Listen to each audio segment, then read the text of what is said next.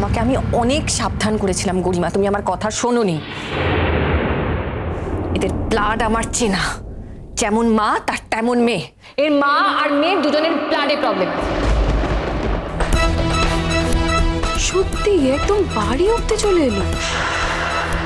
তুই ওর কথা বলছিস? ও তো আর হেঁটে হেঁটে আসেনি, একা একা তো আমাদের বাড়ি চিনে আসেনি। ওকে ছোটদা ভাই নিয়ে এসেছে, তাইও এসেছে। এই মেয়েটা কিন্তু সত্যি খুবই ডেসপারেট। মানে আমি অবাক হয়ে যাচ্ছি তোমাকে দেখে।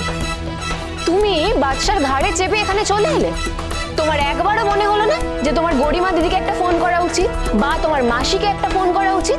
এটা তো কমন সেন্স। তুমি এই বাড়িতে কাউকে চেনো না, তুমি এই বাড়িতে কোনোদিন আসোনি, আমাদের সাথে এক দুবার দেখা হয়েছে, তুমি সেখানে চলে আসতে পারলে, কিন্তু যারা তোমার নিজের লোক আপনজন তাদেরকে একটা ফোন করতে পারলে না। তোমাদের কথা না বলে এখন আমার কথা শোনাটা আরো বেশি জরুরি।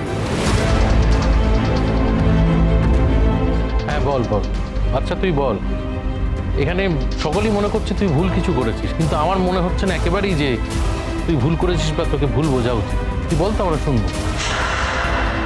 ও কি বলবে ছোট? কি বলবে ও? আচ্ছা বলো কি বলবে? এত বড় একটা সিদ্ধান্ত নিয়ে একটা মেয়েকে নিয়ে আমার বাড়িতে ঢুকছো, অথচ আমাকে জানাবে না।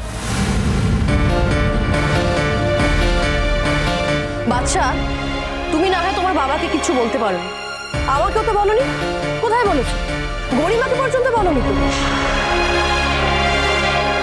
ও তো বলতে চায়নি, বরং বলতে হয় ও আমাকে অ্যাভয়েড করেছে।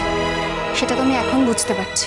শোনো আরণ্য, ওই মেয়েটাকে তুমি যেখান থেকে নিয়ে এসেছো সেখানে ফেরত দিয়ে আসবে। ওকে ট্রেনে তুলে দিয়ে আসবে, ও চলে যাবে। ওকে?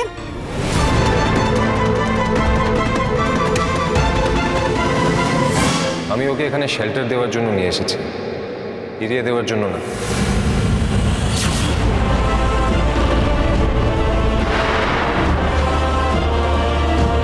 আশ্চর্য, তোমাকে কে বলেছে ওকে তোমার বাড়িতে শেল্টার দিতে?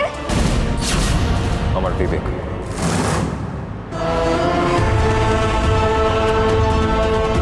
Is it? বাদশা, তোমার বিবেকের দাম এত বেশি কি করে হয়ে গেল বলো তো? কতদিন চেনো তুমি এই মেয়েটাকে? একজন সাংঘাতিক বিপদে পড়লে যদি তাকে হেল্প করতে হয় তাহলে অনেক দিন ধরে তাকে চেনার প্রয়োজন হয় না, মানুষ হওয়াটাই যথেষ্ট। আরণ্য, কি হয়েছিল বলো তো? মানে কিভাবে দেখা হলো ওর সঙ্গে তোমার? হ্যাঁ, তুমি আমাকে সব কথা খুলে বলো তো, নাহলে তো সবাই তোমাকে মিসআন্ডারস্ট্যান্ড করছে। আরে ওকে একটু ভেতরে আসতে দাও না। রোশনাইয়ের জীবনে নতুন মোড়। রোশনাই সোম থেকে রবি রাত 8:30টায় স্টার জলসায় ও ডিজনি প্লাস হটস্টারে।